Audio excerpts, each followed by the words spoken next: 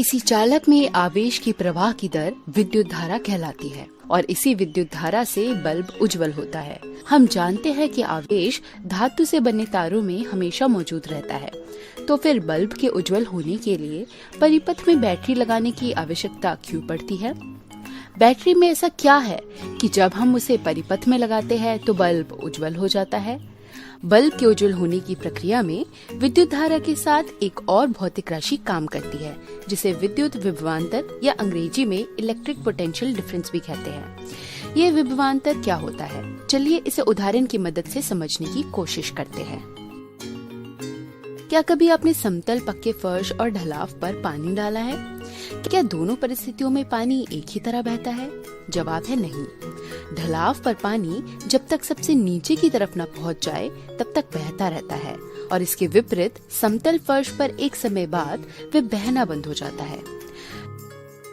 ढलाव पर हमने कोई बल्ब ही नहीं लगाया, तब भी पानी खुद ब खुद नीचे पहुंच जाता है, जबकि समतल फर्श पर बल्ब लगाने के बावजूद पानी का बहना बल्ब के खत्म होते ही रुक जाता है। दोनों ही परिस्थितियों में ऐसा क्या अंतर है जिस कारण पानी के साथ ऐसा हुआ होगा? बिल्कुल ठीक समझे, ऊंचाई। ऊंचाई में अंतर के कारण ढलाव पर गुरुत्वाकर्षण एवं पानी के अणुओं का एक दूसरे पर बल लगा, जिस कारण पानी नीचे तक आ गया। इसी प्रकार समतल फर्श की जगह एक पानी का पाइप लिया जाए और उसमें पानी कुछ इस तरह हो, तो क्या नल की टूंटी खोलने पर हमें पानी मिलेगा? नहीं। जब तक पीछे से कोई बल नहीं लगेगा या यूँ कहे कि कोई दबाव नहीं बनेगा, तब तक हमें पानी आता नजर नहीं आएगा। इसी दबाव को बनाने के लिए पानी के पाइप को एक पानी की टंकी से जोड़ा जाता है। टंकी में ज्यादा पानी होने के कारण पाइप के मुंह में ज्यादा दबाव बना रहता है और जैसे ही हम नल खोलते हैं, जहाँ दबाव कम होता है, पानी ज्यादा दबाव वाले क्षेत्र से कम दबाव वाले क्षेत्र की ओर चलने लगता है। यहाँ भी ढलाव की ही तरह ऊंचाई के अंतर के कारण इस दबाव में अंतर आता है। तो एक निष्कर्ष हम निकाल सकते हैं कि पानी के गमन करने के लिए दबाव में अंतर होना आवश्यक है। इस चित्र में यदि पानी के पाइप को एक धातु के तार और पानी की टंकी को एक बैटरी से बदल दिया जाए तो हमें कुछ इस तरह का चित्र मिलता है। हम जानते हैं कि विद्युत धारा के गमन करने के लिए परिपथ का बंद होना जरूरी है, तो बैटरी के दूसरे छोर को बल्ब से जोड़ देते हैं। विद्युत भी इसी उदाहरण की तरह है।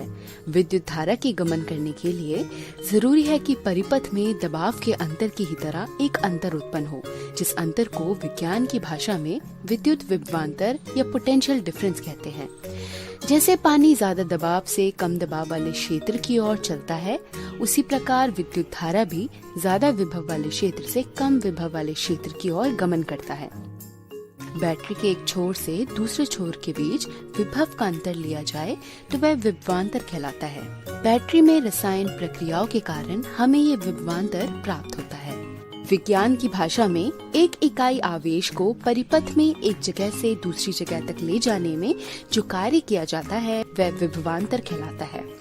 विभवांतर को V के चिन्ह से दर्शाते हैं और इसकी SI यूनिट वोल्ट होती है। 1 वोल्ट 1 जूल और 1 कूलम का अनुपात होती है। विभवांतर को वोल्टमीटर नामक एक उपकरण की मदद से मापा जाता है।